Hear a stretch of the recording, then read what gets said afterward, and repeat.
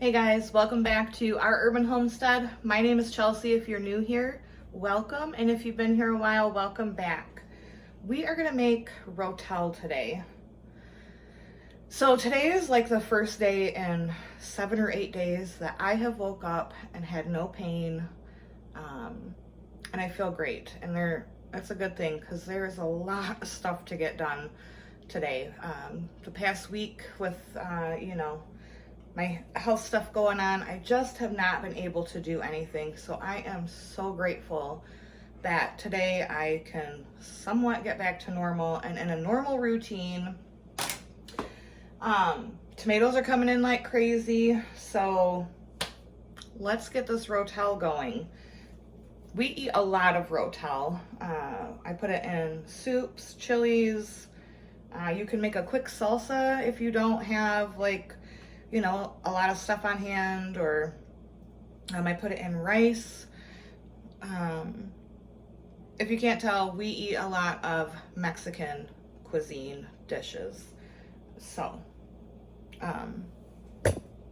we need some rotel on these shelves.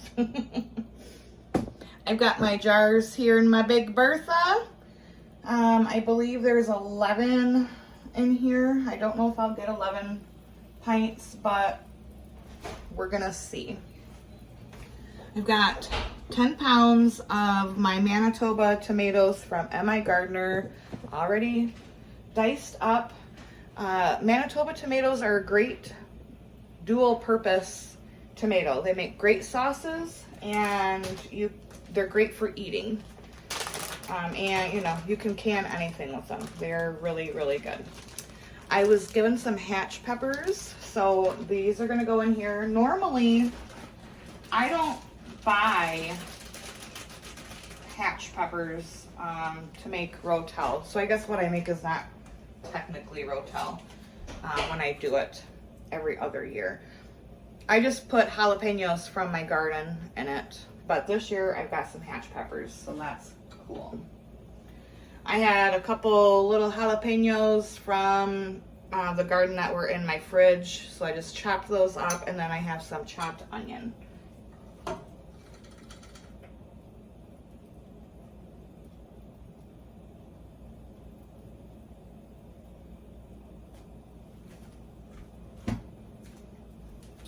And then we are going to add 1 cup of vinegar,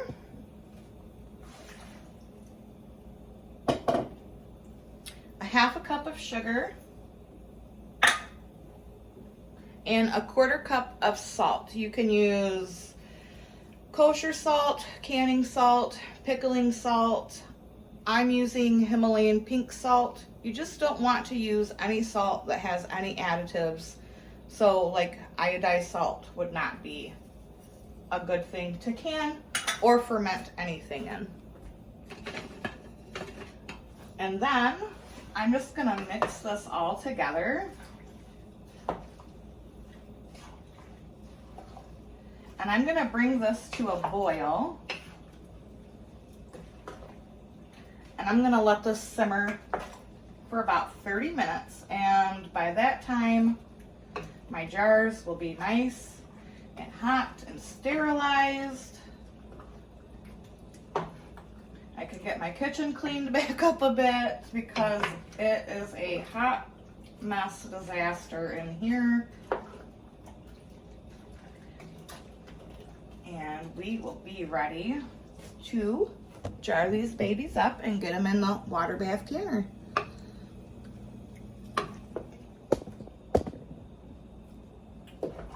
This is a super, super simple recipe and just something great to have on hand.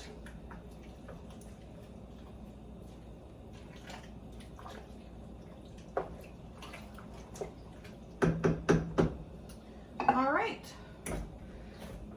Like I said, my jars are heating up. I'm gonna let this come to a boil and then simmer for 30 minutes. And I'll see you guys in just a few. Okay guys, I'm back. This is nice and hot. I just pulled the jars out. And to each jar, I'm gonna add a bit of lemon juice to the bottom.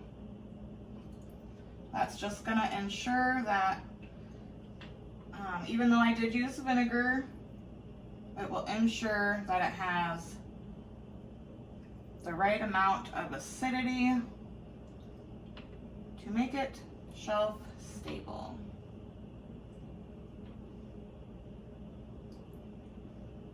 I think I'm gonna get about 10 pints right now, even though I have 11 out.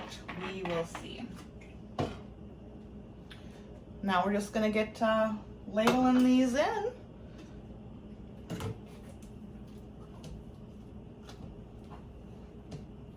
Smells so good.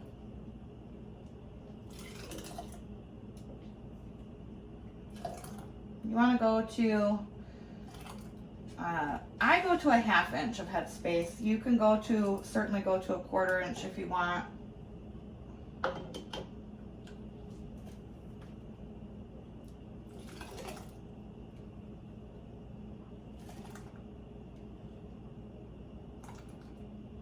And I try to get, like the first big scoop that I put in there, I try to make sure that it's mostly the tomato, onion, pepper mixture. And then I'll go back with like, you know, the liquid, because we don't want a whole bunch of liquid left over.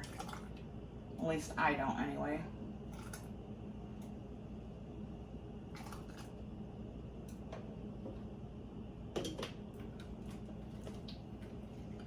All right, I'm gonna get these filled and then I'll be right back. So I actually did get all 11 pints. That's nice. I found like 2 sheets of paper towel in my pantry, so I'm gonna use this instead of getting a dishcloth out. My boiling water canner is just almost to a boil.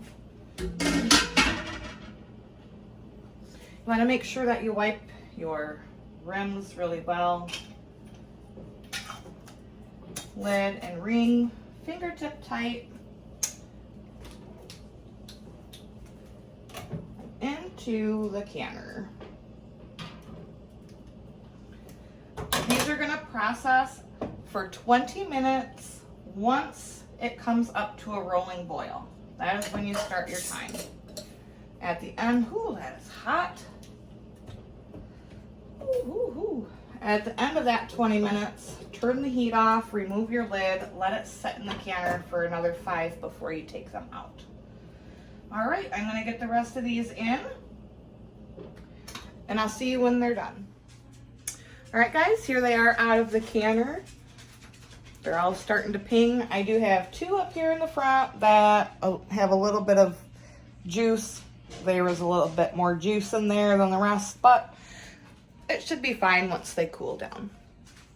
So I hope you enjoyed this video. If you did, make sure to give it a like. Leave me a comment below. Have you ever made your own Rotel? If you have, is your recipe different from mine? I would love to hear yours. So until next time, guys, abundance and blessings to you. I've got a lot of stuff to do. I've got celery to dehydrate, trying to get my pantry room. I've got to bring in shelves, so I've got to bring in some of these shelves into the pantry. I've got canned goods all over the place. Just a lot of catch-up work. So I'll see you guys next time. Bye-bye.